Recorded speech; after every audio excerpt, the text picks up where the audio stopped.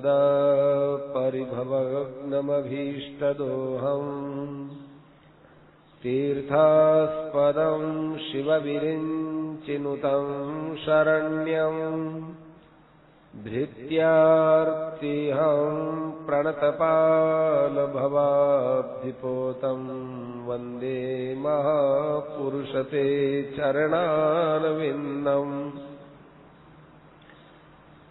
परब्रह्म सद्गुरु प्रणम्य पुनिसव संत नमो ये हरिरामामुरभवन में या पद समान कोई अधम जीव तुम तारिया तुम ही तारे संत अब कृपा मो पर करहु यो हरिदेव कहंत सद्गुरु से देवी नति परब्रह्म सु प्रणाम अनंत कोटि संत रामदास निज दिन करूं सलाम। नमो राम गुरुदेव जी जनत्रिकाल के वंद विघ्नहरण मंगल कर्ण रामदास आनंद। गुरुर्ब्रह्मा गुरुर्विष्णु गुरुर्देवो महेश्वरः गुरु साक्षात् परब्रह्म तस्मै श्री गुरवे नमः।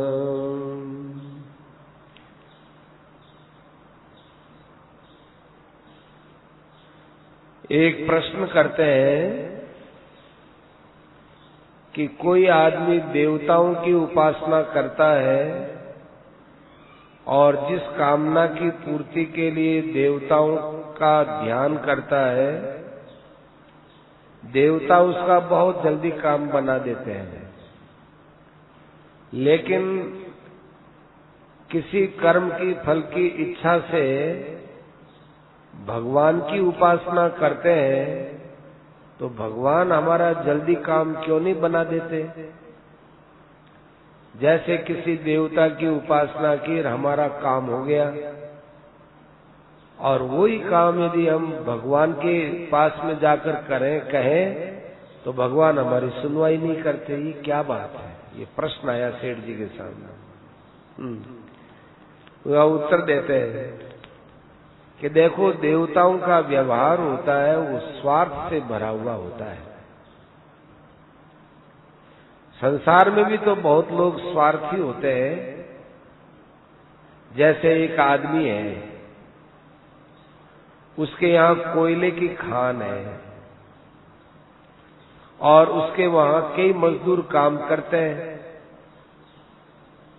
अब उसका माल खूब बिकता है तो वो मजदूर को कहता है कि भाई तुम जितनी देर काम करते हो तुम उससे ज्यादा काम और कर लो, हम तुमको ज्यादा पैसा देंगे।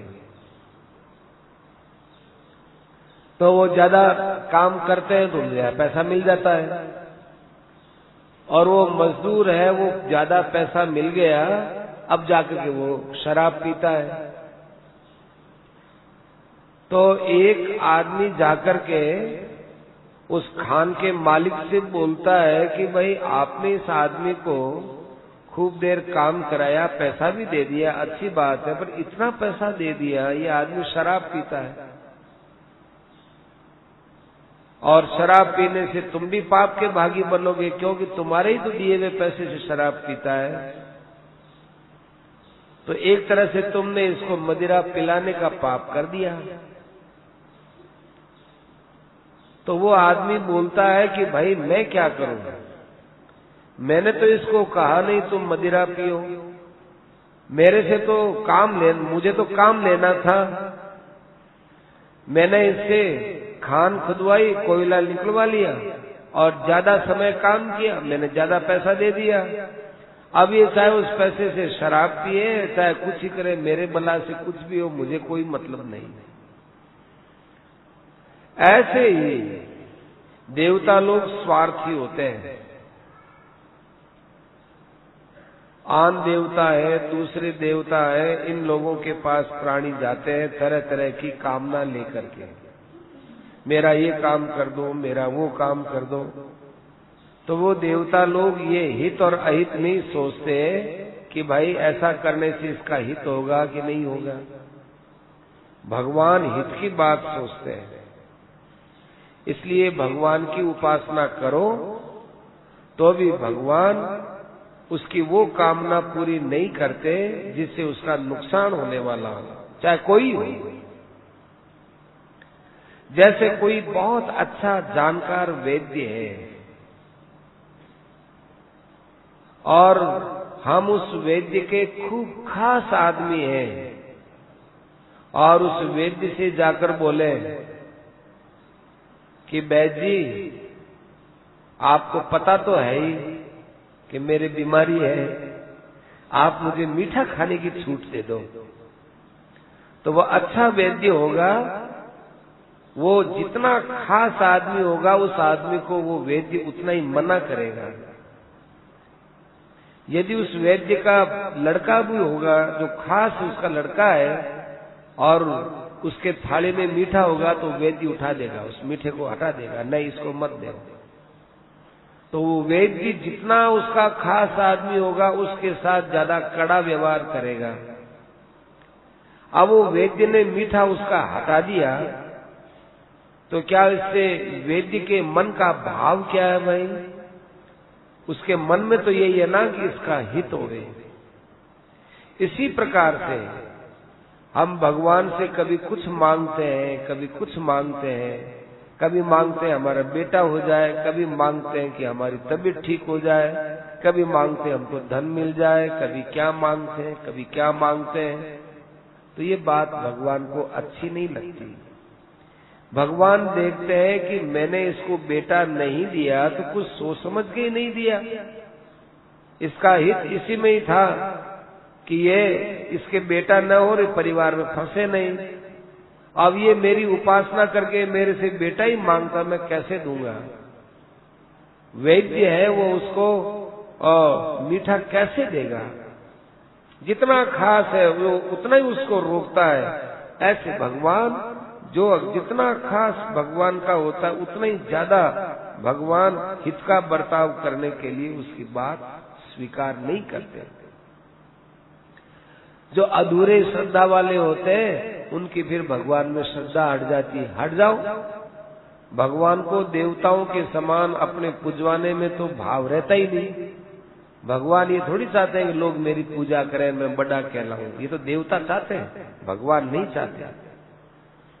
भगवान चाहते हैं भाई चाहे तुम मेरी उपासना करो चाहे मत करो, तुम मेरे से संसार का काम, लौकिक काम कराओगे, ये मेरे से नहीं होगा। तुम्हारा हित होगा वो करेंगे, हित नहीं होगा तो नहीं करेंगे।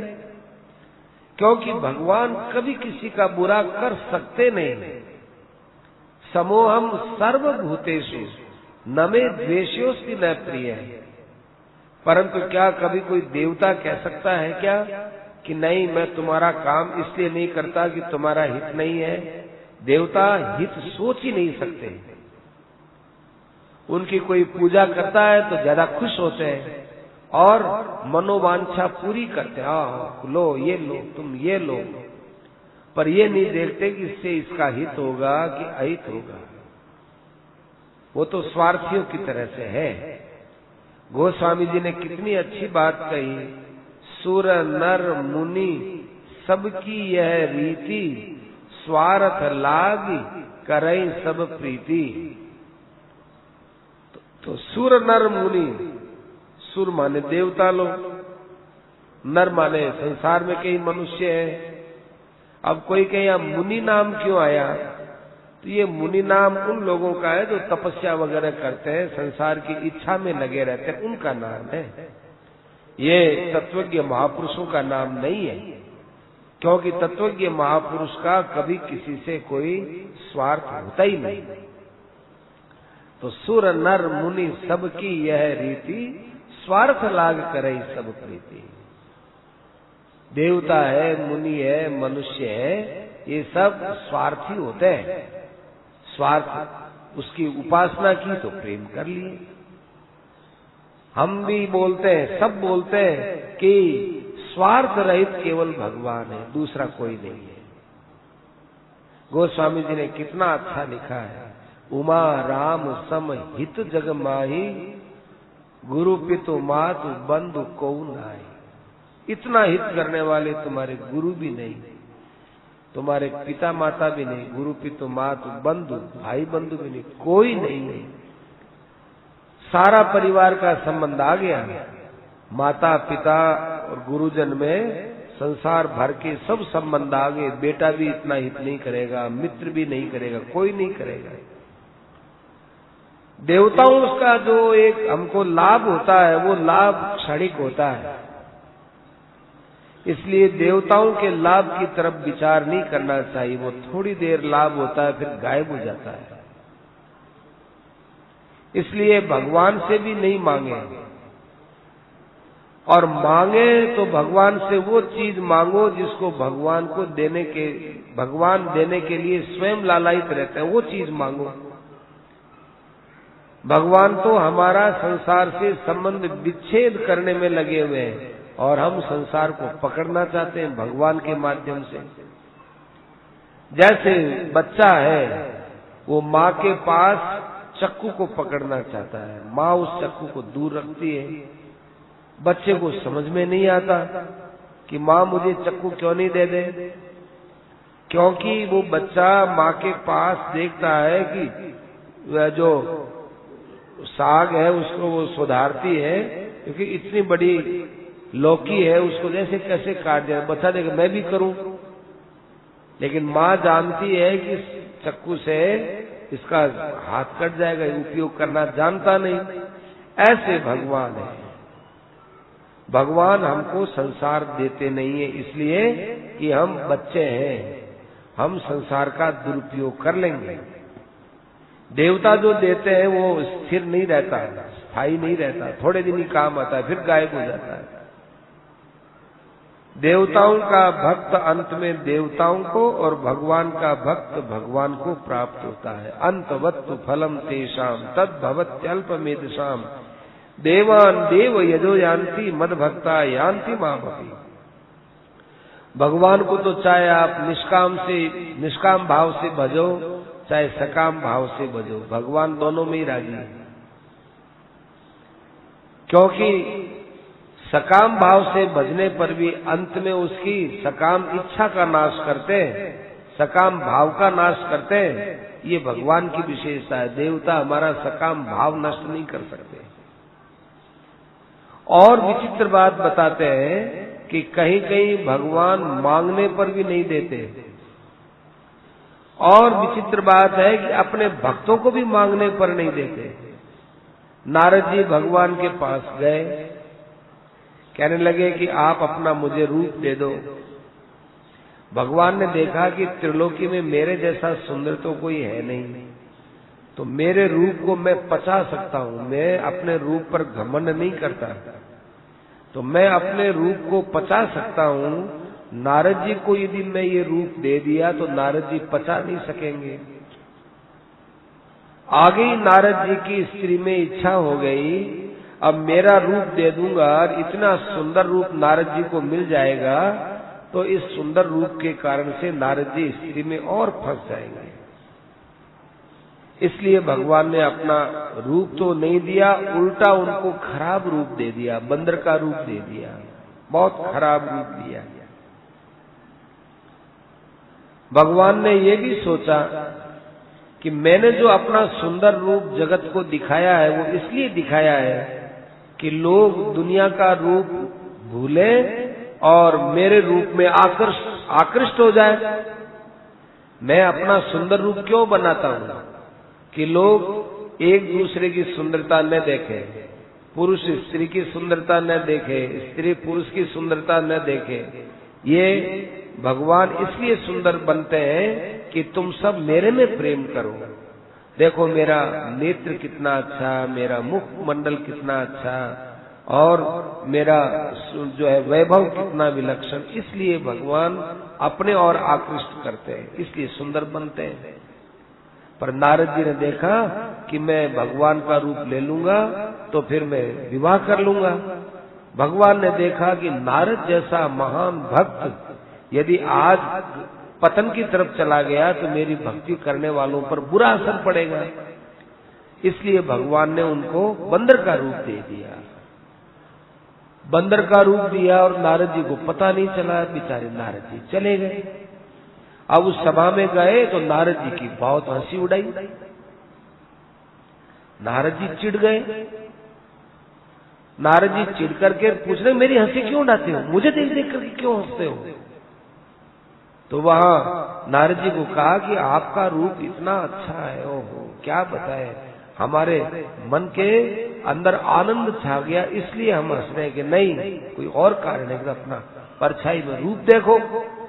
तब उन्होंने जल में रूप देखा तो नारद जी बड़े चिढ़ गए, बहुत ज्यादा नाराज हो गए भगवान पर। भगवान को श्राप दे दिया। भगवान ने सब सह लिया परंतु नारद जी का अहित नहीं सहा। भगवान सब सह लेते हो पर भक्त का अहित नहीं सह सकते। क्या नारद जी में इतनी ताकत थी क्या कि वे भगवान को श्राप देवे? नारद जी में इतनी ताकत नहीं थी परंतु उन्होंने श्राप दिया तो भगवान ने स्वीकार कर लिया। हंसी आ गई भगवान को भी, क्या हो आप मुझे श्राप दे रहे हैं? नारद जी ने कहा कि श्राप नहीं दूं, क्या करूं, मैं आपके पास आपका सुंदर रूप मांगने आया था और आपने मुझे बंदर का रूप दे दिया। नारद जी ने कहा, भगवान ने कहा नारद जी मैंने तो आपका हित करने के लिए किया था और आप मेरे भाव को समझे नहीं। नारद जी फिर चिढ़के बोले कि मेरा हित बंदर का रूप देने में था, जाओ मैं तुमको श्राप देता हूं कि तुम मनुष्य शरीर धारण करोगे, स्त्री के वियोग में रोते मरते फिरते रहोगे और बंदर तुम्हारी सहायता करेंगे। भगवान हंस दिए। उनको तो लीला करनी थी। थोड़ी देर में भगवान ने माया का पर्दा हटाया तो देखा कि वहां न तो कोई लक्ष्मी जी है और न कोई वो राजकुमारी है। भगवान एक अकेले मुस्कुरा रहे हैं और आनंद में है। अब नारद जी ने भगवान के चरण पकड़ लिए, महाराज मुझे नहीं दिया तो बड़ा अच्छा हुआ, क्या भगवान का न देने में कितना बड़ा हित है। सज्जनों भगवान जितना हित हमारा करते उतना कोई नहीं करता, इसलिए भगवान के हर विधान में खुश रहना चाहिए, आनंदित रहना चाहिए। अच्छा दूसरी और बात बताएं, ध्रुव जी महाराज की खूब भक्ति बढ़ती गई। बढ़ते बढ़ते ध्रुव जी के मन से राज्य की इच्छा ही मिट गई कि मुझे राज्य मिले। तो भगवान ने ध्रुव जी महाराज को राज्य दिया और कहा कि 36,000 वर्ष तक तुम राज्य करो यहाँ, 36,000 वर्ष तक। अब राज्य करो ये भी कह दिया। 36,000 वर्ष के लिए ध्रुव जी तो इतना चाहते ही नहीं थे और कहा कि 36,000 वर्ष राज करने के बाद फिर तुम सप्तऋषि मंडल में चले जाओ और वहां पर सब तुम्हारी परिक्रमा करेंगे, ध्रुव पद, अटल पद, विष्णु पद को प्राप्त हो जाओ। तो भगवान ने उनको ध्रुव पद दे दिया। ध्रुव जी की मुक्ति हो गई, ध्रुव जी को भक्ति मिल गई, ध्रुव जी को राज्य मिल गया। देखो ध्रुव जी ने भगवान की भक्ति की कहां कमी रखी। इसलिए भगवान से जितने हम निष्काम भाव की भक्ति करेंगे उतने ही भगवान हमारा विशेष ख्याल रखेंगे। और धन आदि के लिए भगवान की भक्ति करेंगे तो भी कोई बात नहीं, भक्ति हमारी व्यर्थ नहीं जाएगी। भक्ति हमारी भगवान के यहाँ खूब काम तो आएगी, पर आपके मन में निष्काम भाव का एक अलौकिक आनंद है, वो अभी आनंद नहीं मिलेगा। लेकिन भगवान अपने हिसाब से चलेंगे, वो कोई आपके कहने से या आपके न चाहने से या चाहने से भगवान कोई अपनी लाइन बदल दे, ये बात नहीं है। कांक्षंत कर्मणाम सिद्धिम यजंत ये देवता क्षिप्रम मानुषे लोके सिद्धिर भवति कर्मजा। जो लोग मेरे को तत्व से नहीं जानते हैं वे पुरुष मनुष्य लोक में कर्मों के फल को चाहते हुए भी देवताओं को पूछते रहते हैं। उनकी बुद्धि काम नहीं करती, सिद्धि भी उनको जल्दी नहीं होती, मेरी प्राप्ति तो बिल्कुल दूर है। इसलिए भगवान कहते हैं कि मेरी प्राप्ति में लगो। इधर उधर की जो ये उपासनाएं हैं इन उपासनाओं को हाथ जोड़ दो। भगवान की भक्ति करने से जो मिलता है वो बहुत बड़ा लाभ होता है, क्योंकि भगवान हित समझते हैं वही देते हैं। देवता इतना हित सोचते ही नहीं, इतना उनके यहाँ सोचने का रिवाज ही नहीं है। वे सोचे हमें क्या मतलब, न तो हमें हित से वास्ता न अहित से वास्ता, उसने हमारी पूजा की, हमने उसको फल दे दिया। इसलिए समझदार मनुष्य वो होता है जो भगवान की पूजा करता है, फल के लिए भी करे तो भी भगवान को करे, पर ऊंची बात तो यह है कि बिना फल चाहे भगवान की उपासना करे। बहुत उच्च कोटि की बात है। एक ने बीच में प्रश्न किया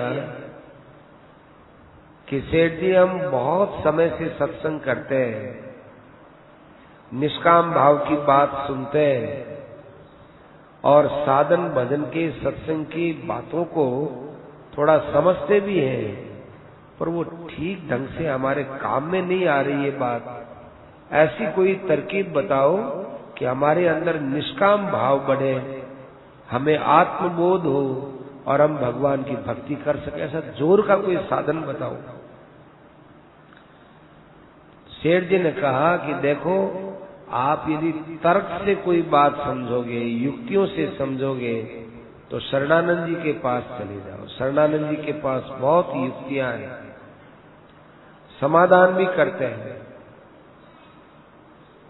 हमारा तो ये कहना है कि यदि आपको साधन के अंदर रुकावट दिख रही है तो उसका कारण समझो कि कारण क्या है।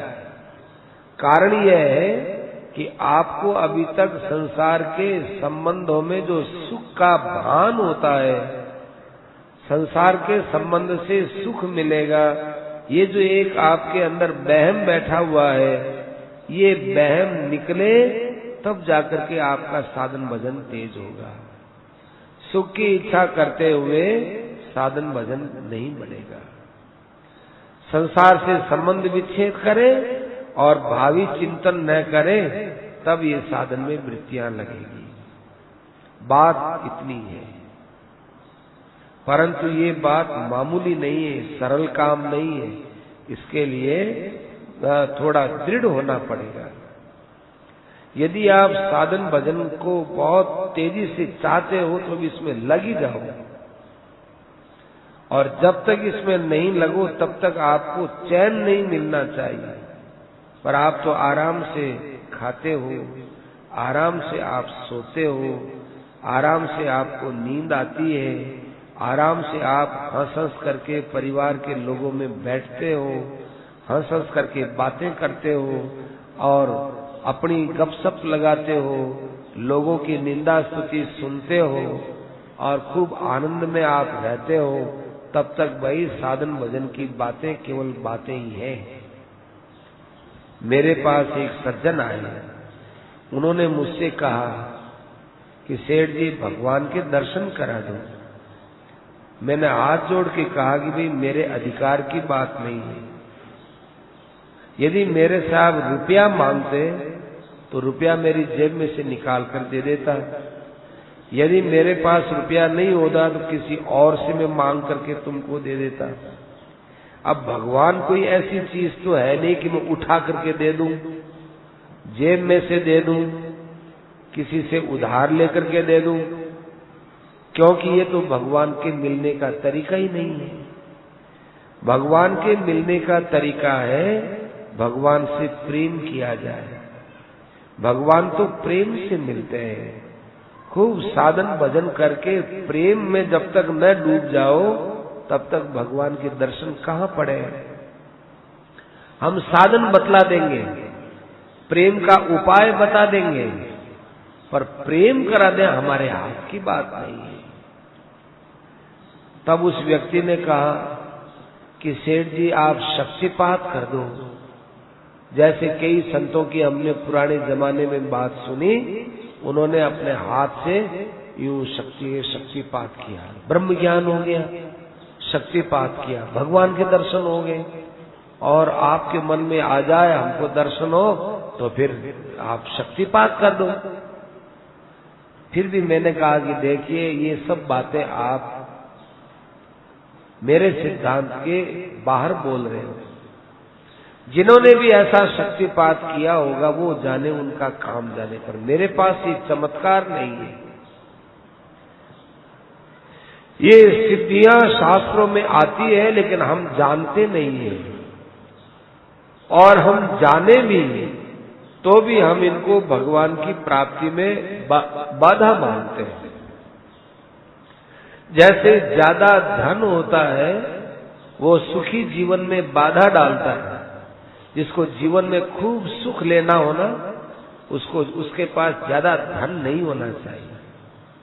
संतों की उल्टी बात है। ज्यादा पैसा जैसे दुख देने वाला होता है, ऐसे ही परमात्मा विषय में भी सिद्धियां होती हैं, ये दुख देने वाली होती है। इसलिए हम तो यही बात बोलते हैं कि गीता में बताए हुए साधन के अनुसार चलो। अब कोई कहे कि सिद्धियां बताओ, अरे सिद्धि तो भगवान गीता में कितनी बढ़िया बताते हैं। विहाय कामान यह सर्वान पुमांसरति निष्प्रिय है। जो कामनाओं को छोड़ता है, स्प्रियाओं को छोड़ता है, कामना स्प्रिया सबको छोड़ करके चलता है, तो वो बहुत जल्दी निर्ममो निरहंकार है, स शांतिम अधिगच्छति, वो शांति को प्राप्त होता है। तो कितनी बढ़िया बात, ये कम चमत्कार है क्या? अनादि काल से ये जीवात्मा संसार के भोगों में, संसार के पदार्थों में फंसा हुआ है, और जो ही कामना का त्याग किया त्यों ही उसको शांति मिल गई। ये बहुत बड़ी सिद्धि है, बहुत बड़ा चमत्कार है। गीता तो स्वयं शक्तिपात कर रही है, कोई उस शक्ति को लेवे तब ना, उधर ध्यान नहीं देते। 3 प्रकार के साधन गीता ने बताए, ज्ञान योग, कर्म योग और भक्ति योग। तीनों में से सभी साधन बड़े श्रेष्ठ हैं। सभी साधनों से भगवान की प्राप्ति हो सकती है। किसी भी साधन में चले जाओ, सब में चमत्कार ही चमत्कार भरा पड़ा है। अब इससे ज्यादा क्या चमत्कार होगा कि अपिचेत सुदुराचारो भजते माम अनन्य भाग साधुरेव समंतव्य सम्यक व्यवसितो है। कितना भयंकर दुराचारी, सुदुराचार माने दुराचार में कोई कमी नहीं, अतिशय दुराचारी,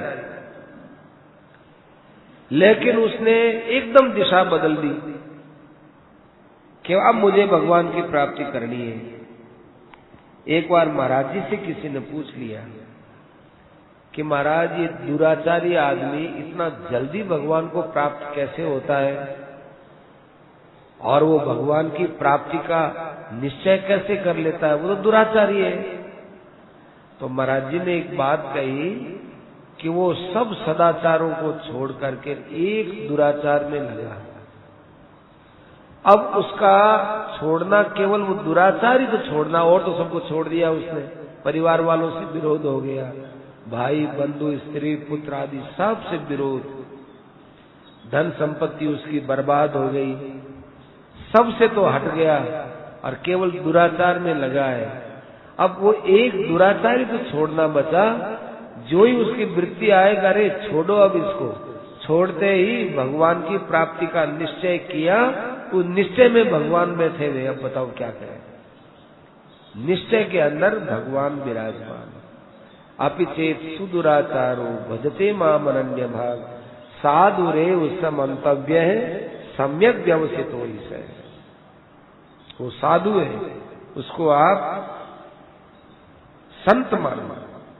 तो ये चमत्कार नहीं तो क्या है? दुराचारी से दुराचारी क्षिप्रम बहुति धर्मात्मा, बहुत जल्दी धर्मात्मा हो जाए और निरंतर उसको शांति मिले, सदा रहने वाली शांति मिले, ये मामूली चमत्कार नहीं। हम तो इसको सबसे बड़ा चमत्कार मानते हैं।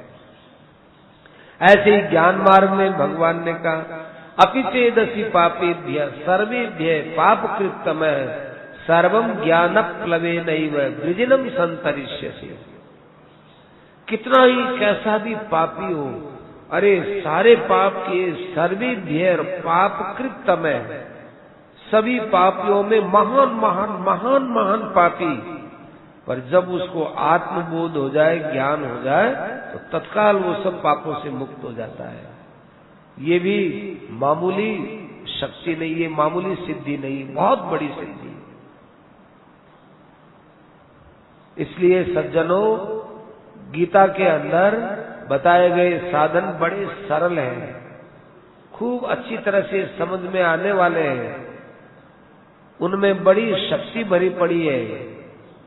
भगवान ने खूब जोर देकर के ये बातें कही हैं, लेकिन आप लोगों की लगन की कमी के कारण से आप लोग गीता से दूर हो गए, भगवत प्राप्ति से दूर हो गए। और भक्ति योग में एक बात और भगवान कितनी विचित्र कहते हैं, तेषाम अहम समुद्धरता मृत्यु संसार सागरात्। जो व्यक्ति मुझे अपना मानता है और जो व्यक्ति संसार का काम मेरा काम समझ के करता है, गृहस्थ में जो भी काम करे कि भाई मैं तो भगवान का काम करती हूँ, मैं भगवान का काम करता हूँ, माता पिता की, सास ससुर की, बड़े बूढ़ों की सेवा करता है या सेवा करती है, वो ये समझ के करती है कि ये भगवान का रूप है। तो वो ये नहीं देखते कि ये वापिस हमारे साथ कैसा व्यवहार करते हैं, वो करे जैसा करे, पर वो सिर्फ सोचता है या वो सोचती है कि इस काम से मैं तो भगवान की पूजा कर रही हूँ, मुझे सास ससुर के स्वभाव को थोड़ी देखना है, मुझे तो भगवान को देखना है। ऐसा समझ के जो चलता है, तेषाम अहम समुद्धरता, उनका उद्धार करने वाला मैं होता हूँ। जैसे कोई तालाब के दलदल में फंस गया हो, ध्यान देना, बहुत बढ़िया बात कही है सेठ जी ने। जैसे कोई तालाब के दलदल में फंस गया हो और वो हाथ पैर पटक रहा हो, बेचारा निकल नहीं पाता हो, और कोई आदमी जाकर उसको पकड़ के खींच के ले आए, उसके प्राण बच जाते हैं। इसी प्रकार से इस संसार रूपी कादे कीचड़ में, काम क्रोध लोभ आदि सब कादा कीचड़ है, इसमें कोई फंस गया और वो उद्धार के लिए मेरे से याचना करता है, हे भगवान मुझे बचाओ मुझे बचाओ, तो मैं स्वयं उसके पास जाकर अपनी शक्ति से उसको बाहर निकालता हूँ। तो सिद्धियां और शक्तिपात तो भगवान करने के लिए तैयार है, आप मुझसे क्यों पूछते हैं? जब भगवान स्वयं उद्धार करने के लिए आ जाए, तो फिर कहाँ यमराज जी हमारे पाप को लेकर के दंड देने का ताकत रखते हो? यमराज जी की क्या ताकत है? इसलिए भगवान ने कहा कि देखो अर्जुन, मनमना भव मद भक्तो मदयाजी माम नमस्कुरु मामई वैशिषि युक्तेवम आत्मानं मत्परायण। और नहीं तो मनमना भव मद भक्तो मदयाजी माम नमस्कुरु मामई वैशिषि सत्यन्ते प्रतिजाने प्रियोसि मे सर्वधर्मान परित्यज्य माम एकम शरणम व्रज। अरे और नहीं तो तू मेरी शरण में ही आ जा, तुझसे और कुछ नहीं होता है तो रहने दे, तू मेरी शरण में आ जा, मेरी शरण में आने के बाद उसकी रक्षा मैं करूंगा। अरे कोई आदमी वृक्ष की शरण में चला जाता है, वृक्ष की शरण में चला जाता है, वृक्ष उसको कभी नहीं कहता कि हम तुमको नीचे, और वृक्ष के नीचे खड़ा है वो काटने वाला, कुल्हाड़ी लेकर वृक्ष को काटने वाला आदमी खड़ा है, पर वृक्ष ये नहीं कहता कि तू मुझे काटने के लिए आया तो मैं तुझे छाया नहीं दूंगा, मैं तुझे फल नहीं दूंगा, मैं तुझे आश्रय नहीं दूंगा, पत्ता नहीं हुआ, वो बेचारा कुछ नहीं, अपनी तरफ से छाया देता ही है। जब एक वृक्ष ऐसा करता है तो फिर भगवान के ऊपर क्यों नहीं विश्वास करते? भगवान कहते हैं माम एकम शरणम व्रज। किसी ने कहा कि सेठ जी, भगवान किसी न किसी रूप में तो मिला ही करते हैं, तो नेत्रों से भगवान कैसे दिखे? तो सेठ जी ने उत्तर दिया कि भगवान नेत्रों से भी देखे जा सकते हैं, पर अपन चाहे कि जिस प्रकार से हम देखना चाहें उस प्रकार से भगवान नहीं दिखते। माने वैसे ही हम भगवान का तमाशा समझ करके देखना चाहें, ऐसे नहीं। भक्त्या त्वनन्यया शक्य, भगवान में हमारी अनन्य प्रीति हो, भक्ति हो, तब भगवान अपनी मर्जी से दर्शन देते हैं। भगवान की मर्जी होगी तो दर्शन देंगे, नहीं तो भगवान दर्शन नहीं देंगे। देखो, विराट रूप भगवान ने अर्जुन को 10 अध्यायों के बाद दिखाया है।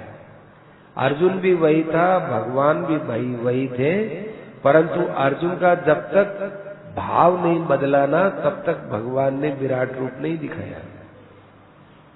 इसलिए अनन्य भक्ति के बाद सारी जिम्मेदारी भगवान पर आती है। भगवान को जिस रूप में देखना चाहे उसी रूप में भगवान दर्शन देने के लिए बाध्य है।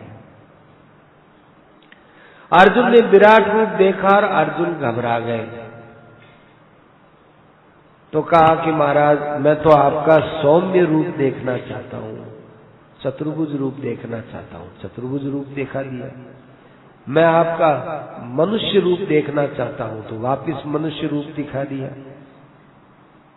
मैं आपका ज्ञान तत्व समझना चाहता हूँ, तो भगवान ने ज्ञान की बात बताई। 13वें में 14वें में कितना ऊंचा ज्ञान का प्रसंग चलाया। तत्व से समझना चाहता हूँ, तत्व से मैं आप में प्रवेश करना चाहता हूँ, तो ज्ञान के द्वारा अपने स्वरूप का बोध होता है। वो तत्व में भगवान में ही तो लीन होना होता है। इसलिए एक अनन्य भक्ति के द्वारा भगवान हमको प्राप्त हो सकते हैं।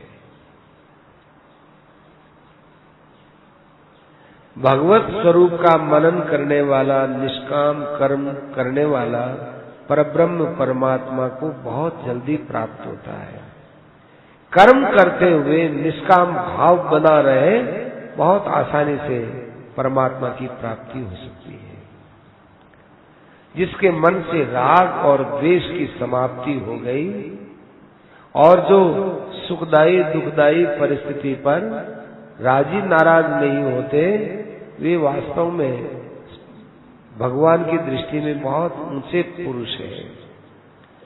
प्रिय वस्तु के अभाव में दुखी नहीं होते, किसी से उनका द्वेष नहीं होता, किसी से वे राग नहीं करते, किसी से कुछ नहीं चाहते। ऐसे व्यक्ति होते हैं, वे भगवान को प्राप्त हो जाते हैं, भगवान की बहुत प्रिय होते हैं। यत् करोषि यदश्नासि यत् जुहोषि ददासि यत् तपस्यसि कौन्तेय तत्कुरुष्व मदर्पणम्। तुम जो करो, तुम्हारे पास जो शरीर के काम आने वाली चीजें हैं और जो तुम पवित्र से पवित्र दान पुण्य आदि करते हो, वो सब तुम मेरे अर्पण कर दो। मेरे अर्पण क्यों कर दो? कि शुभाशुभ फलैरेवं मोक्ष से कर्म बंधन है। तुम सब कर्म बंधनों से मुक्त हो जाओगे, तुम्हारा जीवन सफल हो जाएगा। ये बात है। मूल खास बात है संसार की इच्छाओं का त्याग करना और भगवान में प्रेम करना। ये मूल खास बात बताई है।